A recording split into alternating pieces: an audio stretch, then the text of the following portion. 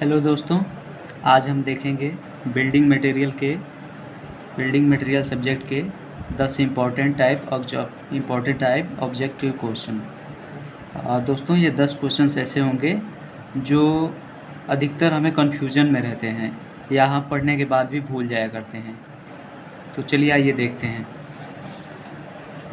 पहला क्वेश्चन है, queen closer is a brick laid with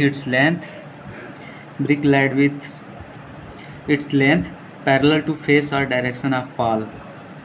तो विकल्प number B, brick laid with its breadth parallel to the face or direction of wall, brick having the same length and depth as the other big bricks but half the breadth। और चौथा विकल्प है brick with half the width at one end and full width at the other end. तो इन सब में हमारा विकल्प सी सही होगा, brick having the same length and depth as the other bricks but half the width. Queen closer होती है हमारी इस टाइप की होती है, जैसे ये पूरी हमारी ब्रिक हो गई,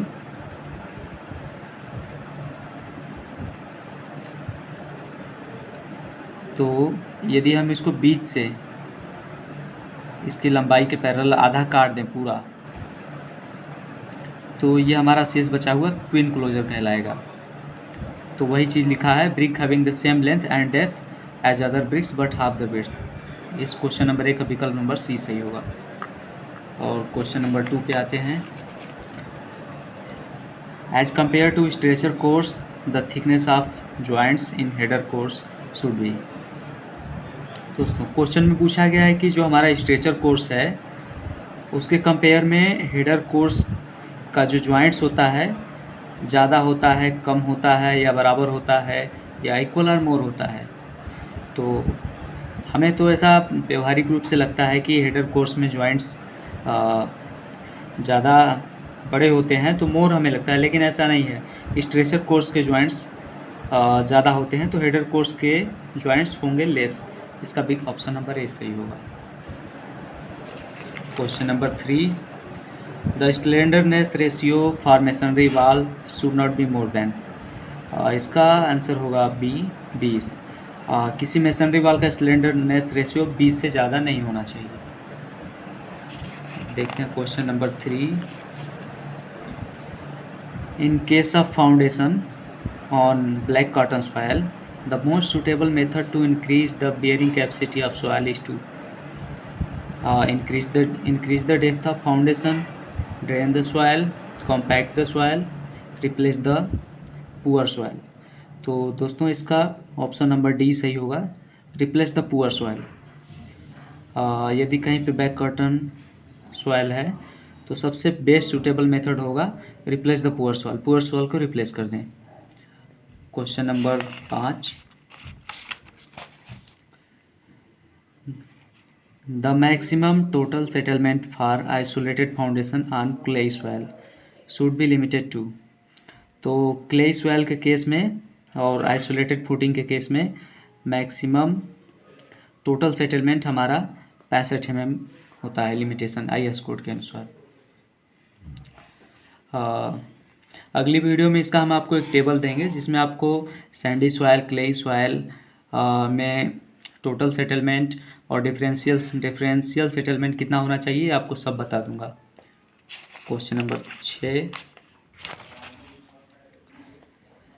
the maximum total settlement for rock foundation on clayey soils should be limited to 65 से 100 mm। इसका ऑप्शन नंबर डी सही होगा। ये 25 mm, 25 से 40 mm, 40 से 65 mm ये अदर केसेस में होता है, लेकिन इसके लिए कुछ सही आंसर होगा 65 से 100 mm। Question number 7, in the construction of arches sand box method is used for centering, actual length of arch work, striking of centering, none of the above. इसका सही ऑप्शन होगा C, striking of centering. Question number 8, the type of roof which slopes in two directions with a break in the slope each on each side is known as gable roof, hip roof, gambrel roof, mansard roof। इसका सही option होगा gambrel roof. दोस्तों देखिए ये इस type का होता है, जैसे हमारा कोई स्लोप ढालू छत है, इस टाइप की होती है जो ढालू छत, तो इसे हम कहते हैं गेबल रूफ। ये है गेबल रूफ।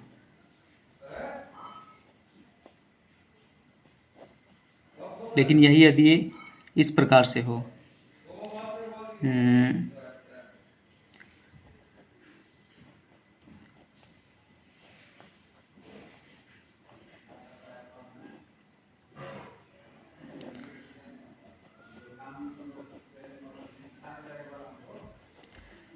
ढालू छत है लेकिन यहाँ पे ब्रेक है, ये टू डायरेक्शंस में ढाल है लेकिन ये बीच में ब्रेक है, तो इसको कहते हैं गैबल रूफ से ही बना है गैम्ब्रेल रूफ।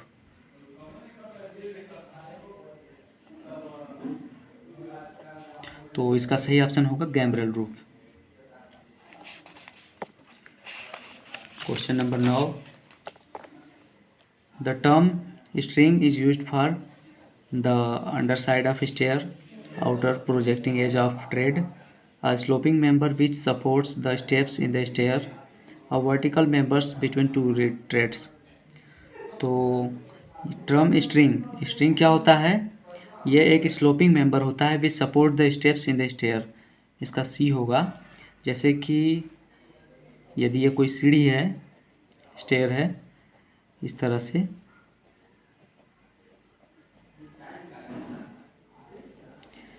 तो इसके सपोर्ट्स के लिए हमारा जो ये स्लोपिंग मेंबर होता है, जो बीम होती है, तिरछी बीम जिस पर ये पूरी सीढ़ियाँ टिकी होती हैं, इसे ही स्ट्रिंग कहते हैं। तो इसी के बारे में ये पूछा गया है। A term string use for a sloping member which support the steps in the air. अब आइए अपने लास्ट क्वेश्चन पे चलते हैं। Question number 10, half turn stairs are the stairs which change their direction through। तो हाफ टर्न स्टेयर्स और the stairs which change the direction through 180 degree.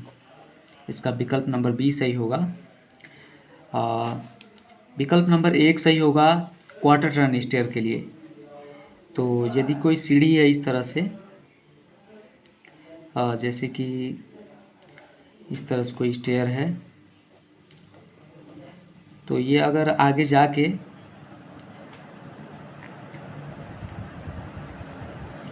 इस तरह से मुड़ी हुई है 90 डिग्री पे,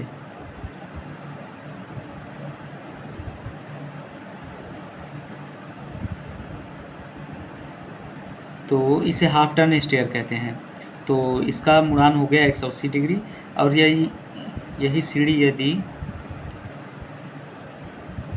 90 डिग्री पे मुड़ी हो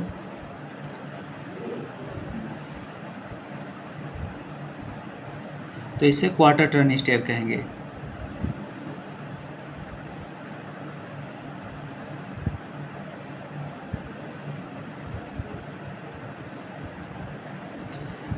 ठीक है, धन्यवाद दोस्तों। यदि वीडियो अच्छी लगी हो तो मेरे वीडियो को लाइक और कमेंट करिएगा। धन्यवाद।